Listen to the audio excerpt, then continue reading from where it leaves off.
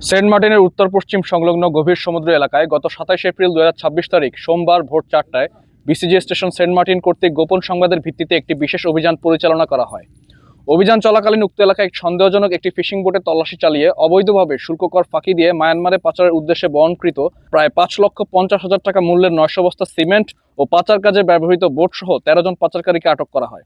পরবর্তীতে আটককৃত বোট মাঝি চান মিয়ার দেয়া তথ্যের ভিত্তিতে একই দিনে বিকাল 5টায় কোস্টগার্ড ও র্যাব 15 CPC-2 এর সমন্বয়ে যৌথ অভিযান পরিচালনা করে কক্সবাজারের উখিয়ার বালুখালী সংলগ্ন এলাকা হতে মায়ানমারে পণ্য পাচারের অন্যতম মূল হোতা মোহাম্মদ আজিমুল্লাহকে আটক করা হয়।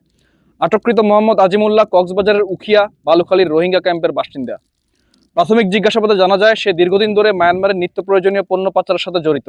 সে মায়ানমারে অবস্থানকারী আনোয়ার নামক ব্যক্তির থেকে নিত্য প্রয়োজনীয় পণ্যের চাহিদা গ্রহণ করে চট্টগ্রাম, সন্দ্বীপ ও হাতিয়া এলাকার বিভিন্ন অসাধু বোট মালিকের সহযোগিতায় বোটযোগে এ সকল পণ্য মায়ানমারের নিষিদ্ধ সশস্ত্র গোষ্ঠী আরাকান আর্মির নিকট পাচার করে আসছিল।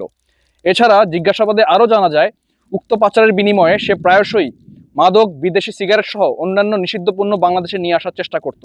পাশাপাশি তার মুঠোফোন পর্যালোচনা করে এ সকল পাচার কাজের মাধ্যমে প্রাপ্ত কোটি কোটি টাকার অবৈধ লেনদেনের প্রমাণ পাওয়া গিয়েছে। দীর্ঘদিনের গোয়েন্দা নজরদারির পর কোস্টগার্ড ও র্যাবের সমন্বিত অভিযানে এই পাচার সিন্ডিকেটের অন্যতম মূল হোতা মোহাম্মদ আজিমুল্লাহকে আটক করা সম্ভব হয়েছে। এই চক্রের সাথে জড়িত অন্যান্যদের শনাক্ত ও গ্রেফতারের কার্যক্রম চলমান রয়েছে।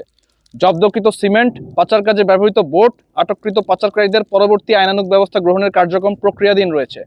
পাচার ও চোরাচালান রোধে বাংলাদেশ কোস্টগার্ড ভবিষ্যতে এ ধরনের অভিযান অব্যাহত রাখবে।